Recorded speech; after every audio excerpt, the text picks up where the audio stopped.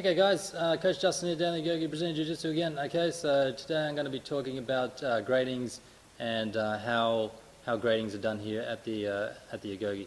Okay, so first off, I'll give you a bit of a history of BJJ and a little bit of my experience and sort of the general history. This is really for people that are completely new to Jiu-Jitsu and have no idea of how belts and all the rest of it works. Okay, so so my experience, okay, I've generally they say around 10 years to get your black belt. I'd say that's people that are consistent and have no injuries and don't take time off for any reason. That's 10 years of absolute pure dedication throughout that whole period. Okay, it took me probably closer to 20 years actually. Okay, I was a blue belt for about closer to 10 years. Okay, at the time I was at like more of an MMA gym that didn't really do gradings and stuff like that, and the entire years where there was no one to grade you, no black belt or anything. I was mainly doing Muay Thai and MMA and things like that. Still doing Jiu-Jitsu obviously, but you know, missed out a big chunk there. Then when I came back to Australia, that was in Canada. When I came back to Australia, I joined a gym that had a curriculum. So again, curriculums are not a big. Some Jiu-Jitsu gyms are starting to do them, but generally speaking, most don't, and historically most didn't. Okay, so we're talking about like doing katas and stuff like that, stuff where you need to do, there's 10 moves you need to do for this stripe, and then we want to see you do those 10 moves, drilling it and see that it's technically correct, and then we'll give you the stripe, okay, or the belt or whatever it might be. So even though I had 10 years experiences, I was well overdue. You know, rolling wise, you know, I had to do all their requirements to get to purple belt. So it was a good experience to be able to do that, and then it was much more of a normal, just sort of coach's opinion sort of thing when I got to brown and black belt. Okay, I definitely don't recommend my path. Okay, when you're sort of pushing for your black belt, and you're late 30s. Okay, age and injury starts to catch up to you. Okay, so definitely one thing I'll talk about. There was a book a few years ago about BJJ Theory and Technique, I think it is. They talked about it in there a little bit. That was Henzo Gracie and Hoyler Gracie. Okay, and John Danaher helped write that as well. Okay, but one thing they talked in there a lot about is conservatism and informality. Okay, so conservatism just means it takes a long time basically, and if we're on the fence about it, we won't give you the belt basically. Okay, so basically if in doubt, wait. Okay, and that's why it takes 10 plus years, and for most people longer than that, to get their belts, to get to black belt. Okay, and even to get, you know, you hear like Joe Rogan and that, I think he said he was a brown belt for 8 years. 8 years at the same belt. Okay, so you know, that is not uncommon. Okay, informality, what they're talking about there is, like I said, yeah, we don't have this curriculum and structure, and this, we don't have one central authority that tells us how we should or shouldn't give belts out. Okay, we have the closest thing we have is the IBJJF, which I'll get into next. Okay, that's the largest federation, but it's not as all-encompassing as the Judo Kodokan or something like that, where it's well accepted that is the standard, and if you don't follow that standard, you're not doing Judo. Okay, we don't have anyone like that in BJJ. Every BJJ school is different. Okay, there's several different types of competition running. So it's a little bit of a free-for-all relative to a lot of other martial arts. Okay, yeah, that's when I was getting into the informality. Okay, so more or less, basically your coaches just sit down and decide we're going to give you this belt or not give you this belt. Okay, and even too, like nowadays we do these big grading days where everyone comes together and we do it in front of everyone and everyone gets to see it. Okay, even before that, like. A lot of times it was just done after class. There was no big grading day or pageantry or anything like that. The coach just decided, all right, today he's a blue belt, gets the belt, and then we're bowing out at the end of the class, and then he calls your name out and gives you a belt. And that's it. Okay, so there's a lot of places where and it's still done like that today.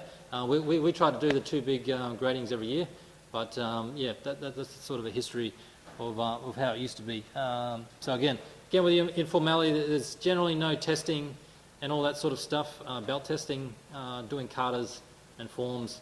BJJ was generally a fighting art. So it's, even though we wear like kimonos and have belts and stuff like that, in many respects we're much more like boxing and kickboxing and wrestling. It's all about sparring, okay, and competing, okay. So that's the focus of Brazilian Jiu-Jitsu, okay.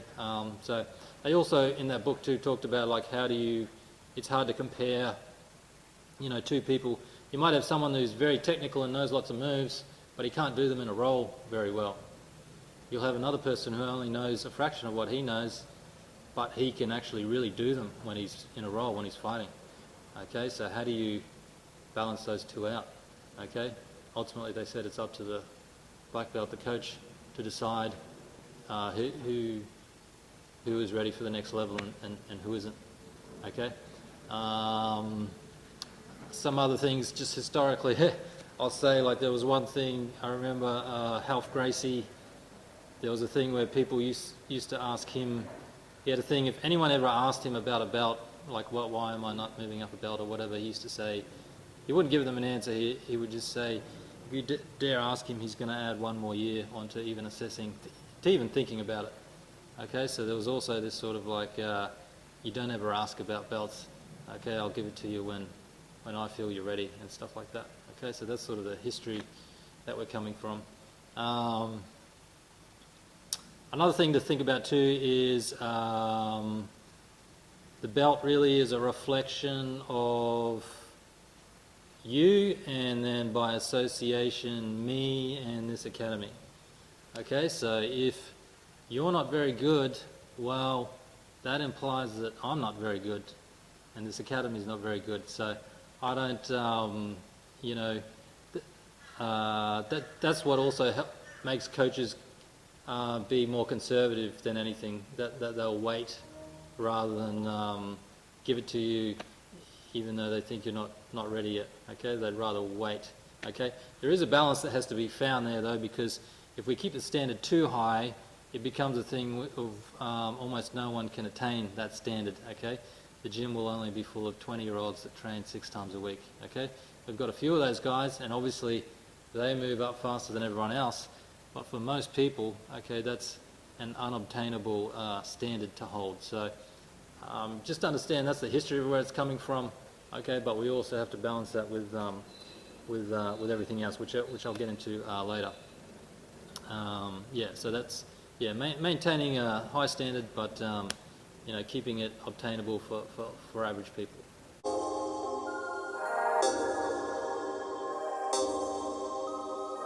How is grading done here for our students? Okay, so we're going to talk about 4 main topics, and then I'll go and break down all of those. This is sort of an intro into those 4 topics. Okay, you know, in a nutshell, it's the same as the old school way. Basically, I sit down with myself and the other coaches and higher belts with a list of you in front of me, and we basically go through everyone case by case. I'm going to give you the sort of the criteria that we look at when we're assessing you, basically. Okay, we don't do what do you call it, belt testing, where we have like what do you call it, you know, you have to do these 10 moves for each stripe and then 20 moves for the next stripe and whatnot. Okay, we don't do that here. We do it the old-fashioned way. I'm just going to explain to you how it's done here. Okay, four main ones. Okay, we have attendance. That's easy. I can just check that on the system. But that is a good reminder. Make sure you're checking your attendance on the system. Okay, this is a minimum requirement. Okay, I just want to see that you're actually being consistent and coming to classes. Okay, so that's an easy one. But again, make sure you're actually checking your attendance there. Okay. Next is, are you a good student? Okay, so that's sort of getting into the culture and whether you're taking care of your training partners and really, you know, are you sort of a team member type of thing? Okay, then we get into the stuff of in-house sparring. Okay, how do you go comparing to the other students? Okay, where do we assess your level to be? Okay, and then the final one is competition. How do you go in competition? Okay, that's roughly an order too of like how strongly they weight. Okay, obviously attendance is the weakest one. Okay, just because you attend doesn't mean you're going to get graded up. Okay, it's the weakest one, it's the bare minimum.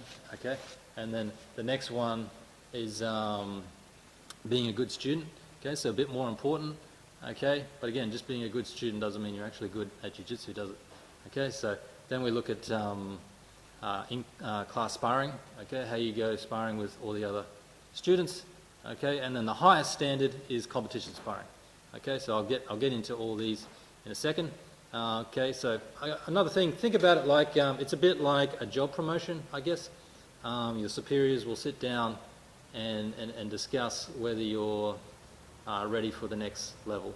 Okay, so and weigh up the pros and cons. Again, there's no clear-cut way to do it, like I've talked about. Okay, it's pretty much done by committee. Final decision always falls on me. Okay, and yeah, so let's get into all those into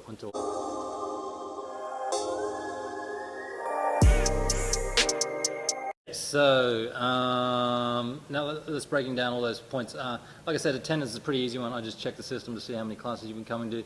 Okay, obviously it'd be odd if you're doing really well and the system says you haven't even been coming to classes. Okay, you may not have been checking in, so just make sure you're doing that. Okay, the next main one is are you a good student? Okay, so this gets into sort of the culture of this gym and whatnot, and you know, are you following our mat rules? Okay, are you taking care of your training partners? Okay,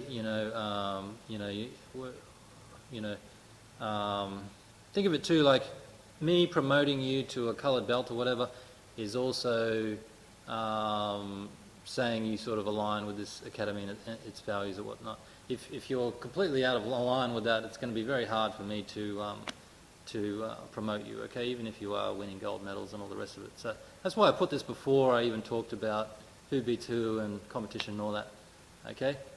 If you're not really jiving with this place, okay, we like to take care of our training partners, we're team players, okay, we're respectful to everyone, okay, we're not just take care of yourself and screw everybody else, okay. If we're already starting to see that sort of attitude, well, no, not in my academy, okay. You can keep coming to classes and hopefully you'll change, okay, but again, if there's a big red flag at this point, then I'm not even going to consider who beats who and who gets more gold medals and all that sort of stuff, okay. So again, not taking care of your training partners, okay, not seeking out like easy roles so that you look good in front of the coach, okay, that's quite obvious to us, okay. What else?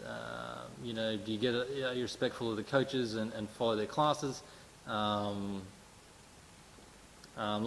I said in the other tips video, I'm going to be asking the other coaches for their opinion of you. Okay, so if they don't like you for whatever reason, you're disruptive in the class, you get into arguments with them about what the best technique is to do here or there or whatever it might be. Okay, they're not going to give you a glowing review to be moved up. Okay, so that's something to consider. And then, do you follow the basic mat rules of the gym? You clean your feet, you say hello to everyone, all those basic things. Okay, so that comes before I'm even going to assess, like I said, whether your skills. Okay, that stuff comes first. Okay.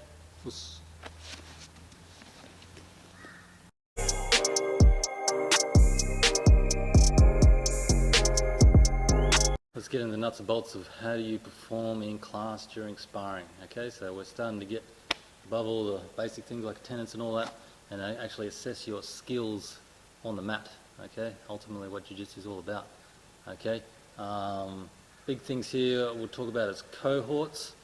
Cohorts is sort of subgroupings. Okay, this helps us sort of to make decisions. Okay, and it'll tie in with other things we talk about in the video when we're talking about comparing old people to younger people. We don't expect a 40-year-old guy that trains twice a week to keep up with a 20-year-old guy that trains 6 times a week and basically lives at the gym and gets hours upon hours more of sparring and everything. Okay, so we're going to group you, mentally we're going to sort of group you into cohorts, sort of this similar size, weight and age type thing, okay, in the class. And then from that we'll assess what level you are. Okay, so we'll be careful not to sort of like compare, even though you might be the same weight, but if there's 20 years difference between you, and there's going to be a different level of progress that happens between you. Okay, Next thing is consistency and on average. So that'll be another common theme. One-off things don't mean too much. Okay, winning one comp means something, but winning several is what really starts to set a trend. Okay, yeah, he is actually, he or she is definitely above that level or whatever. Another one we'll get into, like tapping a higher belt or something like that. That's another common one. Okay, people automatically think, I just tapped out a blue belt. I'm a blue belt now, right? Well, maybe, depends. Okay, again, consistency. Okay, if you're doing it all the time and tapping other blue belts, yeah, maybe. Yeah. Okay, but then other thing we'll see is maybe you catch the blue belts, but then a fresh white belt comes through the door and he's giving you troubles. So the tapping blue belt says you're a blue belt, but then the new guy coming in that gives you problems and you can't deal with it. You can't get out from his pins, you can't get into dominant position and get a submission. Okay, that says you're not a blue belt. That says you still need to work on your fundamentals. Okay, and then yeah, consistency and sort of on average. It's sort of tied in with the same thing. Do you on average beat these guys? Everyone is going to have a bad day. Okay, everyone's going to have an exceptionally good day, but over time, on average, do all the coaches all say this? Okay, there'll generally be a consensus that, oh yeah, this guy's level above everyone else. Okay, he's ready. Okay, or it's yeah, sometimes he does, but then other times he doesn't. So maybe he needs a bit more time for those skills to settle in. Okay, so those are the things we sort of look for. So yeah, that is a common one. People thinking just because they tap someone once or something, higher belt or whatever. Okay. Yeah, we'd want to see it over time, that sort of thing. Another one is application of fundamentals. And I generally say, like, if you caught a higher belt, it probably means, usually what's happened is you've learnt some new tricky move from wherever, and you figured a way to catch that higher belt. Okay, but then, like I said, if we then see you have trouble with a brand new person, okay, it probably means your fundamentals are lacking. Okay, so I'd rather see you were good at the fundamentals first and then did some of the tricky stuff. Okay, so another common way to think about it too is pin escapes, and I've heard this from John Danaher and that talking about blue belts, white to blue grading and things like that, and he'd say things like if you're in a room of white belts and some of them can hold you down at will in side control, mount, and those pinning positions, then you're not a blue belt. You're not ready for blue belt. Okay, so you should be able to escape those positions. Okay, I don't expect you to submit everyone. I mean, we generally we'd look for that, but the real red flag is that they can hold you down and you can't escape. Okay, that really looks bad, and that was definitely I would look for before moving someone up. Okay, yeah, so that's pretty much in-room sparring. Again, I put it. It's stronger than all the other events, but it's not as strong as competition. Okay, because there's not a referee. You're inspiring. It's a bit of a mixed bag of. You're in there with people that might be heavier than you, they might be lighter than you, they might be older than you, they might be younger than you. Okay, there's a mixed bag of why you may look good against them or look bad against them. Okay, so it's sort of up to us to make a judgment call. Then it's on the coaches to sort of make a judgment call that, on average, are you better than the white belts or whatever, or or whatever it is we're trying to assess. Okay, so yeah, next we'll get into competition.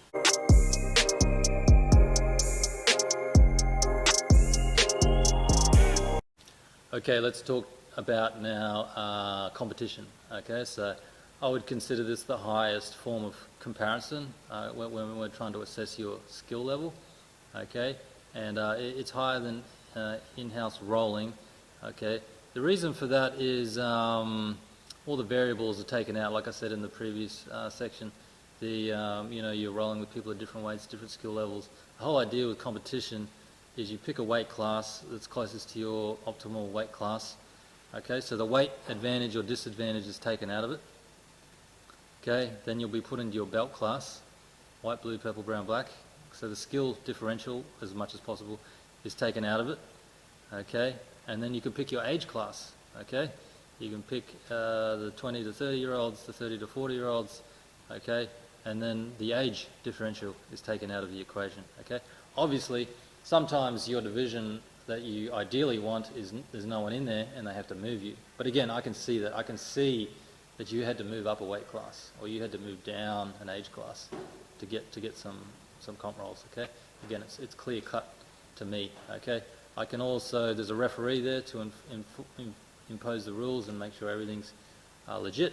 I know the other people are not your buddies in the gym, training easy on you maybe, or anything like that. They're at a comp and they don't know you, and they're there to take you out. Okay, so they're going at 100%, and this will really sort out whether your jiu-jitsu works in a high stress, high intensity environment. So like I said, it's the highest form of comparison, and it trumps the in-house rolling.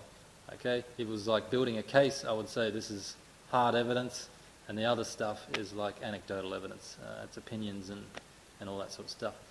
The thing is, a lot of people don't compete, okay, and there's nothing wrong with that. But again, just for me as a decision maker for grading, it does make it a bit harder because I don't have that hard evidence in front of me. I have to go off of the weaker evidence, the in-house rolling and things like that. So yeah, be careful with comps. Again, consistency is key. Okay, just winning one doesn't mean anything. You could have won one that only had 2 people enter it or whatever. Okay, obviously I'll look at the comp you went in. Okay, the state championships obviously means a bit more than the in-house comp or something like that. Okay, but again, seeing those 2 or 3 comps together where you're consistently beating everyone from other gyms, that really solidifies the case that you're ready for the next belt, etc., or stripe, or whatever it might be. Okay, just be careful. It's competition is the reason is comparison. It is the hardest as well. Okay, so your fitness needs to be there. Your mat fitness, you need to prepare for it. Okay, most people bomb out in their first comp. Okay, they're too. It's all too the referee and all the people watching and people videotaping, and I'm going to be on someone's highlight reel on all that sort of stuff.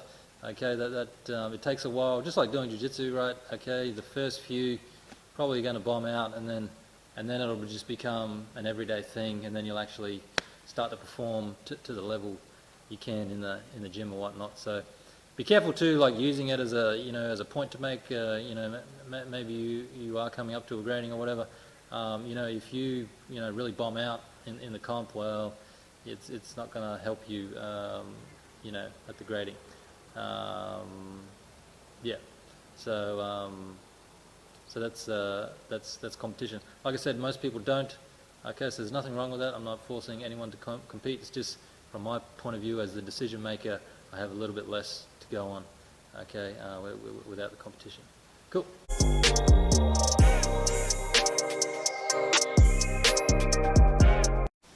Okay, considerations for age and like physical ailments and disabilities and illnesses and all that sort of things. So yeah, definitely this gets back into the sort of keeping a high standard but not an unobtainable one. Okay, so like I've said a few times in this video, it's hard to expect a 30, 40-year-old guy with a full-time job, kids, a whole ton of other commitments on their time to meet the same standard as a 20-year-old that just goes to uni or has a job, and then they basically live at this gym. After class they stay for an hour and get an extra 6 rolls in. Those guys are just going to overtake the 30 and 40-year-olds that they cannot dedicate that sort of time to jiu-jitsu. Okay, that's just the way it is. Okay, so again, we'll come back to the cohorts. I'll try to compare you to the other 40-year-olds or 30 or 40-year-olds in the gym that are around your level, and then get a sense from there as to what your level is. Okay, that's pretty much with ages. With physical ailments and things like that, that gets a little bit harder because it's reasonably likely there's going to be another 40-year-old dude in here that's your age. Okay, reasonably highly likely now. Okay, if someone comes in with a very specific condition, okay, it's unlikely I'm going to have someone come in with the same condition, the same age, and the same weight as you to sort of compare, sort of thing. Okay, so again, it sort of just comes back to a judgment call from me, and I'll weigh everything up and try to make things not too unobtainable.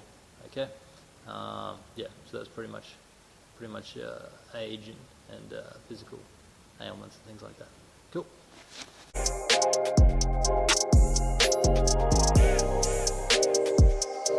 Okay, let's talk about if you come in with previous experience or a previous rank.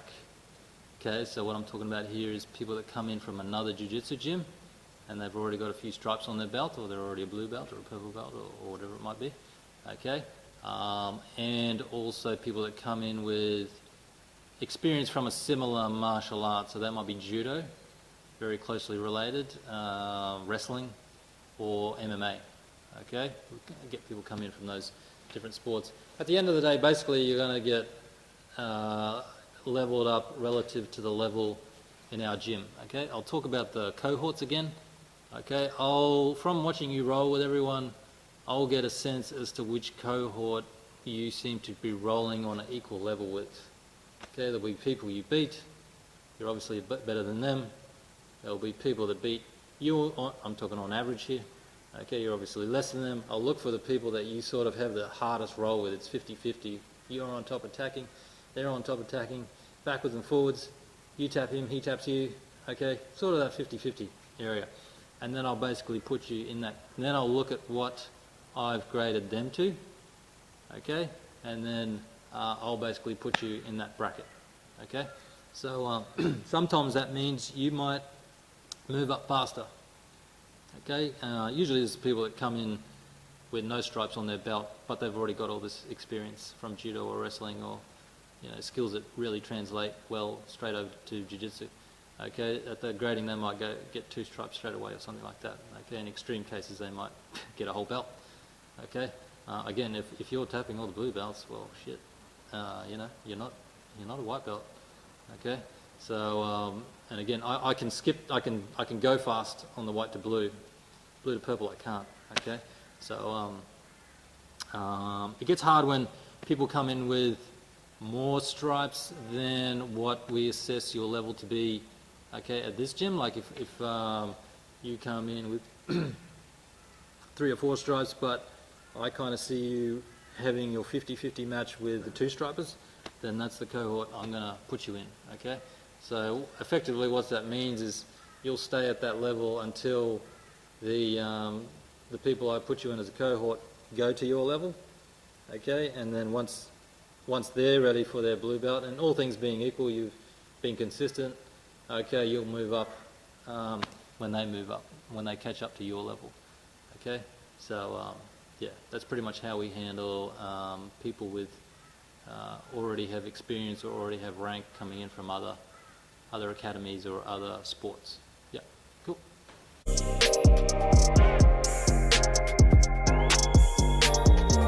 Belts versus stripes. Okay, so generally I won't pine over stripes too much, but belts a bit more, and then the higher the belt, the more scrutiny you'll get. Okay, so your white belt stripes, usually I'm just going to more or less just going to give it to you if you've got your attendance and all those basic things in place. Okay, but because of that though, what can happen though is we'll get to 4 stripes, and then we actually sit down, and then the coaches and everyone's like, oh, no, she's not ready yet. There's all these things that we see as problems and whatnot, and so yeah, just keep that in mind, and that is a common thing. Okay, and so don't assume it's automatic. Well, every last grading I got a stripe, and I'm on 4 stripes now, so I get my blue belt next, right? Maybe not, okay? Some people do. Some people stay on 4 stripes. I've had people stay on 4 stripes for 2 to 4 years here, okay, on their white belt before they got their blue belt, okay? So, yeah, it's not an automatic that you get your blue belt next, okay? There's also this sort of seeding in process. We want people to be, you know, at the top of the food chain for a little bit to really reinforce. And this is especially for people that don't compete that much. Again, I'm only having to go off of in-house rolling now, so I'd want to wait for that clear distinction that you're well and above all the other white belts before you move up. So yeah, belts first, stripes. You know, we definitely scrutinise belts more than stripes, and the higher up you go, the more scrutiny you get. You know, the scrutiny you got for blue belt, it's going to be even more at purple belt, more at brown belt, more at black belt. Okay, so it's just part of jiu-jitsu, unfortunately. Okay, so that's just part of it. Okay, thanks guys.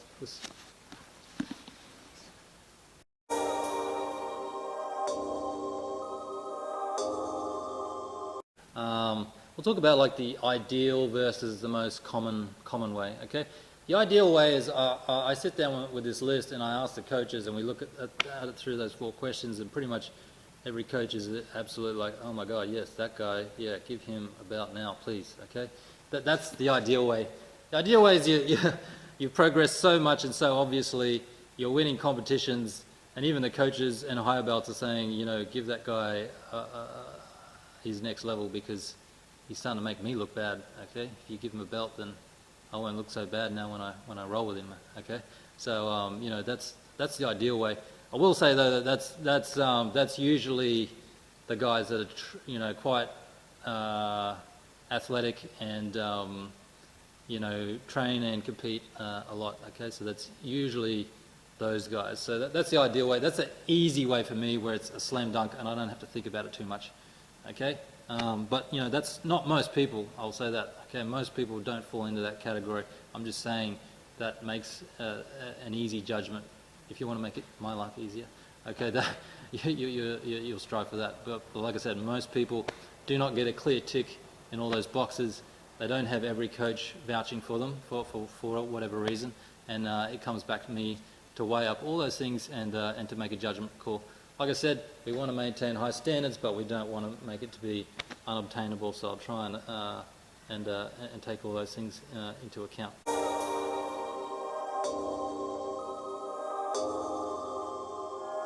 Now let's talk about training at other academies. Okay, there's a bit of a jiu-jitsu history part here as well. Okay, this was highly frowned upon back in Brazil. They even have a term for it, as crianche. I'm not sure the exact pronunciation, but it more or less means traitor. Okay, so that's how seriously the Brazilians took it. You know, you going to train at the other gym, that was a big no-no. They would slam the door on the back of you, and you're dead to them, basically. Okay, so we're not like that anymore. We're pretty much a more modern gym. We're an open door gym. We encourage people to train at other places.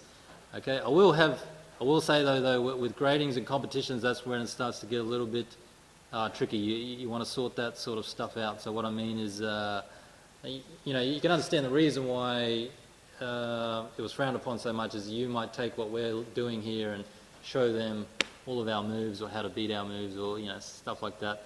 It's not really like that anymore in jiu-jitsu. Everything's available to everybody. So in my opinion, you can't really make that argument. Okay, there's still all the loyalty and all that sort of stuff that people will feel as to when if you go and train someplace else. But one thing I definitely will say is make it clear which is your home gym. So when I say your home gym, that is the gym that you'll grade at and the gym that you will represent when you compete.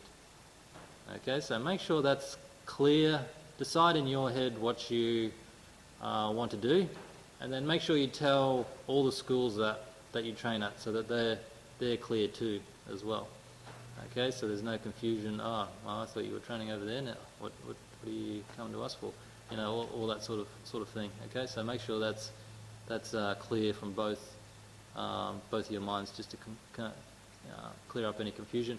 But we definitely do encourage you to go and train in other gyms, go to open mats, go to seminars. Yeah, we've got an open door policy on all that sort of stuff. Cool. Let's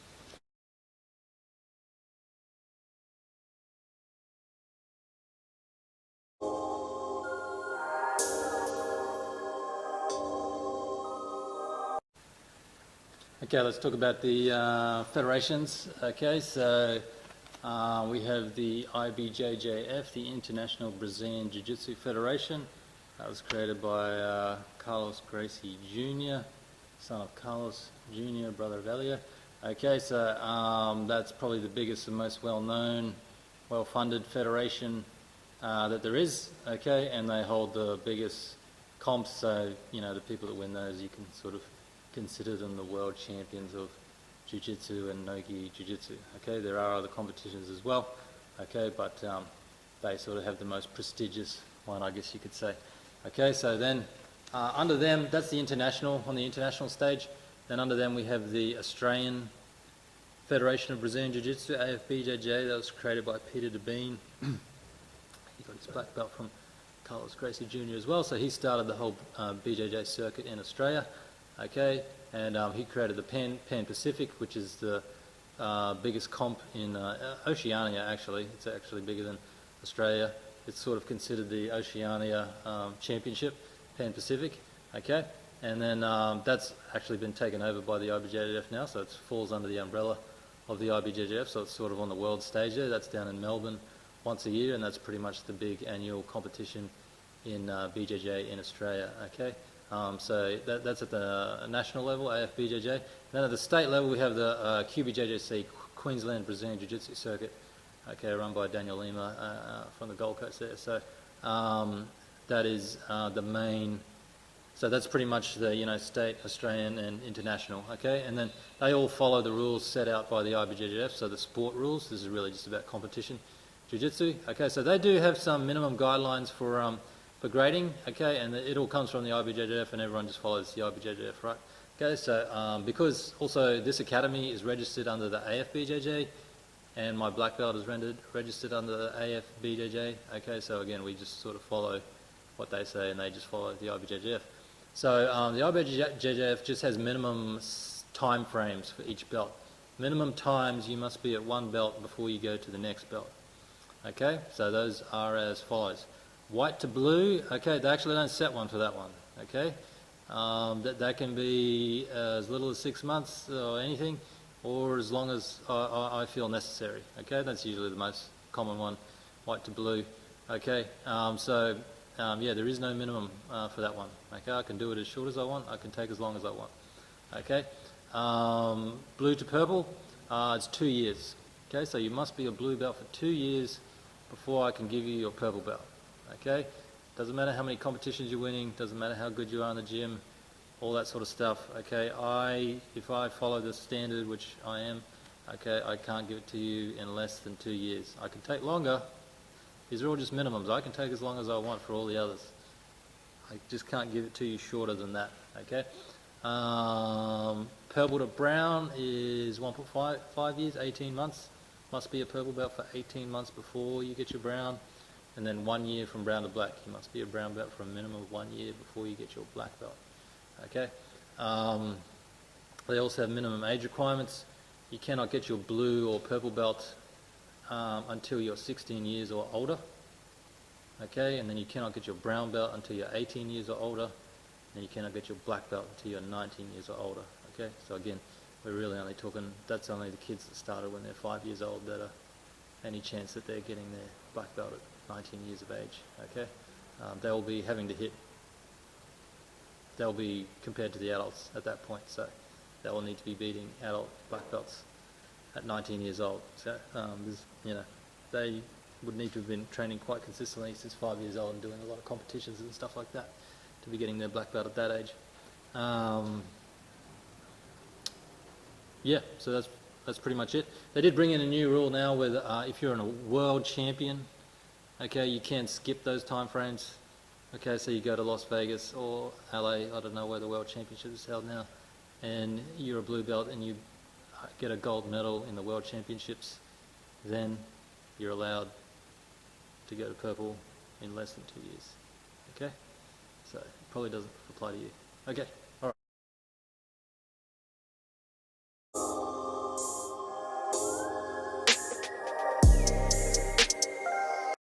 Okay, let's now talk about gi versus no gi. Okay, so this is sort of a bit more of a modern thing, so a bit of history here as well. Traditionally, Brazilian Jiu-Jitsu was really all about the gi. Okay, there was always other facets, self-defense, MMA, and no gi. Okay, but training in the gi was the main thing. And your skill level, the main thing was how you were in the gi doing traditional Jiu-Jitsu. Okay, and that was how most people, if you were at a blue belt in the gi, then you got your blue belt. How you did no gi, how you did MMA, self-defense, that's all good and all, but it wasn't the main thing. The main thing was rolling in the gi. Okay, we're a bit more of a modern gym now. We're pretty much 50-50 gi and no gi.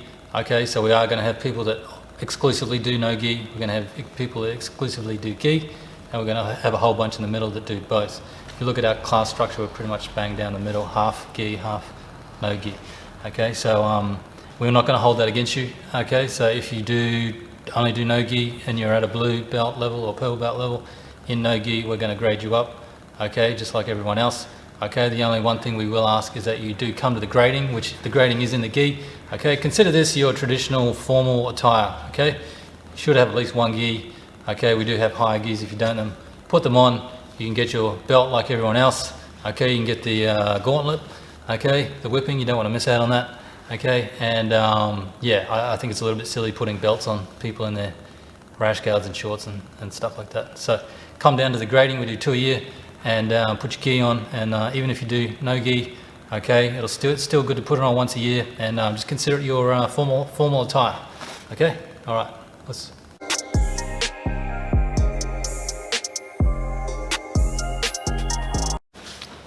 Okay, so let's talk about now on grading day. What actually happens on a grading day? Okay, here at the Agoge, we do 2 per year, one in the middle of the year, one at the end of the year for adults. Okay, kids we do every at the end of each term. Okay, what's going to happen on the grading day? It's usually on a Saturday or a Sunday. Okay, it's usually a 2-hour affair. Okay, so the first hour is my coach, Professor Anchor. He's going to do like a seminar. Okay, so we'll pick a topic there that's is good for everyone, beginners and more experienced people. Okay, and then we're going to roll for about half an hour. Okay, so that's good we're getting quite a big gym now. There's going to be people in the morning class, midday class, evening class, gi, no gi. There's going to be people you haven't trained with before, or you used to train with and haven't seen them for a while. It's good to get everyone all together on one big day. Okay, and we get to roll with each other, see each other again. Okay, and then we'll get to handing out the belts and stripes. Okay, so like I said, we don't do testing. You're not going to get you to do 10 moves and all that. We've decided by that day what you're getting and what you're not getting. Okay, don't assume because you're coming to the grading you're getting something. Okay, if you do want to check with that, come and see me personally. Okay, or send me a message. Okay, and I can tell you whether you're going to be graded up or not. Okay, so yeah, don't assume you are going to be. What happens then? So yeah, we hand out belts and stripes. Okay, and then we also do a gauntlet. Okay, so that's another thing. A bit of history here. There's a bit of conjecture about where it came from. It wasn't originally in Brazil, but anyway, 10, 20 years ago, it was a big thing. Basically, we formed 2 lines.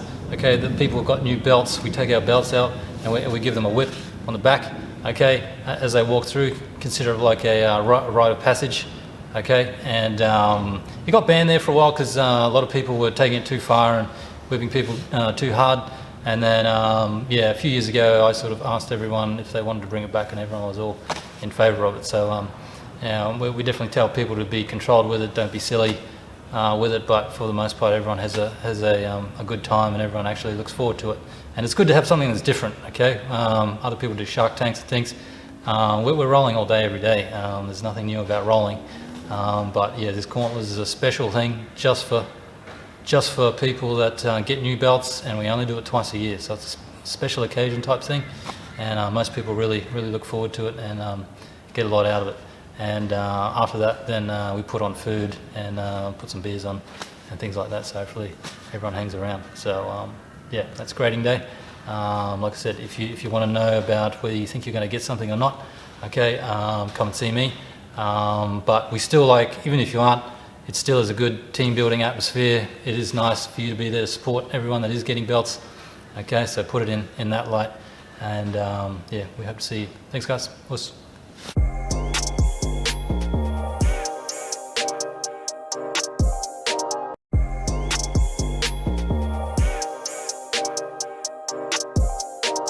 Okay, so for a lot of people, especially white belts, there's been a lot of, I almost took for like an hour now. So really at the end of it, you want to get a little bit more something concrete out of okay, that's great and all, but what can I actually do to help give myself the best chances of getting to my blue belt in as quick as possible without wasting time or spending time doing the wrong things. Okay, so I'm going to give four big pointers here. Okay, one is consistency. Okay, that's a big one. Okay, try to come to those 2 or 3 classes a week, same coach. Okay, preferably the fundamentals classes. Okay, so either my class or Dom's classes, and ideally, yeah, both of ours. I know some people with their work, they have to jump around. Okay, but the preference definitely is to get the consistent 2 to 3 classes of the exact class and same coach. Then you'll get the repetition, and then you'll actually build the skills up. Okay. So that's a big one, consistency. Next one is learn to relax and remove that nervous energy. This is a big sign of any beginner.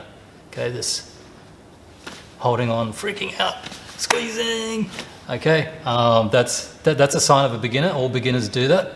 Okay, it's because they don't know what they're doing. They don't know when they should and shouldn't relax. So their default is fight or flight, and that means full tense, full power, full everything.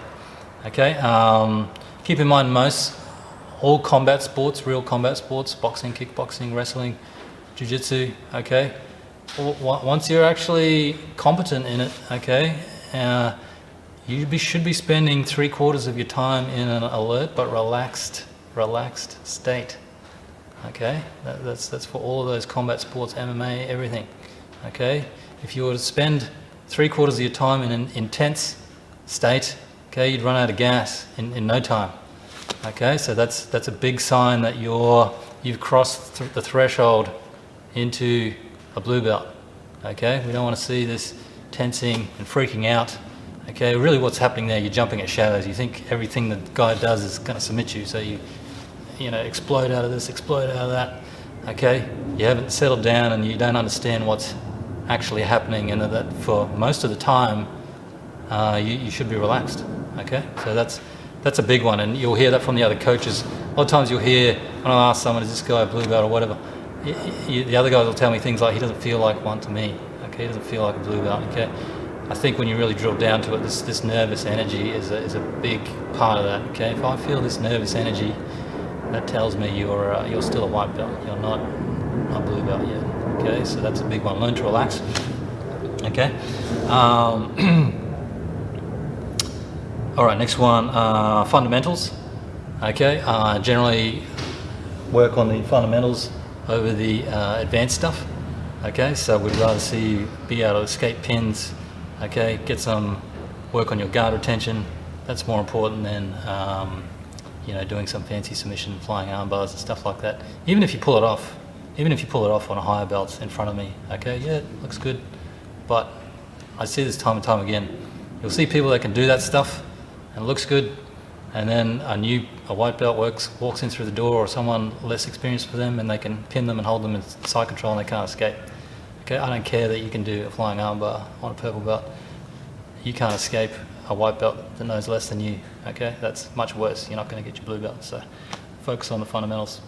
And then the next one is hanging with the blue belts.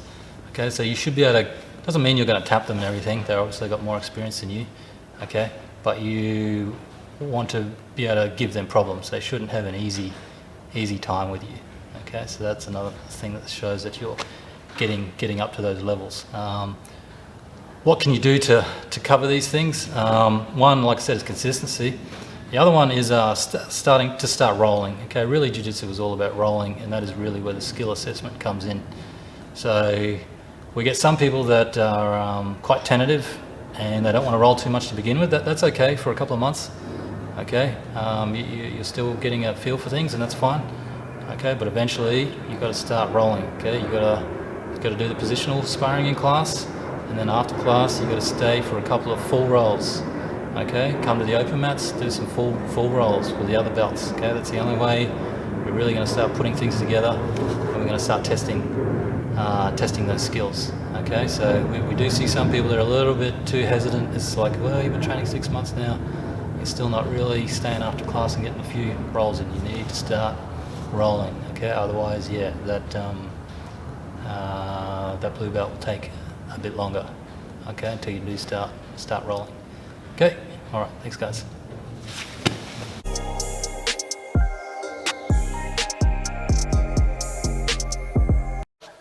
Now we'll get into sort of like the final thoughts, bit of the wrap up.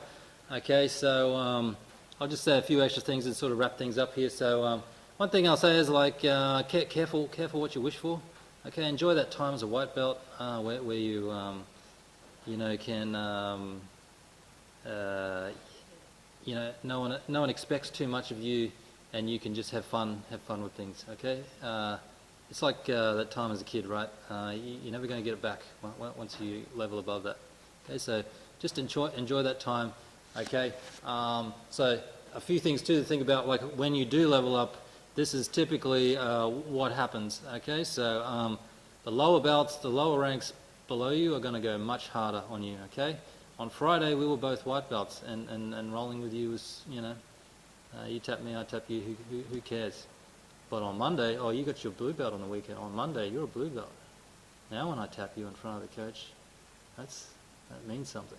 I'm going to go extra hard to try and catch you. Okay, so get ready for that. Okay, so again, that comes back into the assessment too. We know this is going to happen as coaches, so we sort of need to assess whether you can handle that. Okay, if you freak out when someone taps you or you storm off, okay, there are other things we sort of look for, right? That will raise a red flag too, because that will only get worse when you're a blue belt. People are going to go extra hard at you, and if you can't handle it mentally, like you can't handle losing and stuff like that, it's not going to be a good outcome. Okay, higher ranks, they'll now see you as your training wheels are off now, so we can now play with leg locks and all the other fun stuff that before we were treating you nice. Okay, so that will happen as well. Okay, everything's on the table now. You're a big boy, big girl, big blue belt or whatever it might be, and all these other things that we were holding back on you now, we're going to throw at you. Okay, so that's lower ranks, higher ranks. From the coach's point of view now, once you've got a blue belt or something like that, I'm going to expect more of you as well. You're going to be a representative of this gym. Okay, and I'll expect you to obviously set an example with the mat rules and things like that, but it'll also mean things like when that big 120 kilo ex-football player walks through the door and he's doing his first class, guess who he's getting partnered with? He's getting partnered with you. Okay, so you better be able to handle that person. Okay, because that's what's going to happen. Okay, I'm not going to put him with the other white belts that I can't trust or don't have the skills to handle that guy. I'm going to put him with the color belts. Okay, so once you move up, you can expect that. Okay, one thing I could say too is usually with most people it's lack of consistency. The people that are sort of taking longer than others, they sort of have stops and starts with their training. Okay, so getting that consistency, getting the mat time. The mat doesn't lie. You know, it knows how much time you put in. You know, when you are pushing for that, especially for the blue belt whatnot, you definitely want to be getting a lot of those rolls in. Okay, try and roll with everyone. Okay, don't try and you know, just go with the rolls you know are easy and you can look good in front of the coaches. We know that. We know when you're trying to pull those ones. Okay, and it makes it even. It's a big cross in our mind. Okay, so. And then, yeah, the other thing I'll just say is, yeah, it's an ever-evolving art. You know, a blue belt from today is much better than a blue belt from years ago, so things are always getting better and things are always improving, okay? And then, yeah, if you've got any questions or concerns about this, or you want to check in about where you think where your standard is and how you're progressing, okay, make sure you frame it in those sorts of words, how you're progressing. Check in with me or with your coaches, okay. Don't expect an answer straight away, okay. There's a lot of students here now, okay, so give me some time to think about that. I'll talk to the other coaches, okay, and then we can talk about which areas you might want to improve on and stuff like that, okay. So yeah, and at the end of the day, just remember, at the end of the day, we all want you to be black belts. We all want you to get to this standard, to the highest level, okay? But, you know, it has to be one that we're all proud of and that you're proud of and everyone can get behind. So have fun on the mats, guys. Consistency, okay? Take care of your training partners. Stay injury-free. Okay, it's teamwork to build someone up, okay, to that level. And most important thing, have fun on the mats, guys. That's what really keeps you in the game long enough to get those higher belts, okay, that you actually enjoy the people you're training with and you keep coming back, okay, even through all the injuries, even through the ups and downs of training and plateauing and feeling like you're going nowhere, and then obviously having a pickup again, okay. You've got to be friendly with your training partners and get along with them, and that's what's going to keep you on the mat for the long haul. Oos.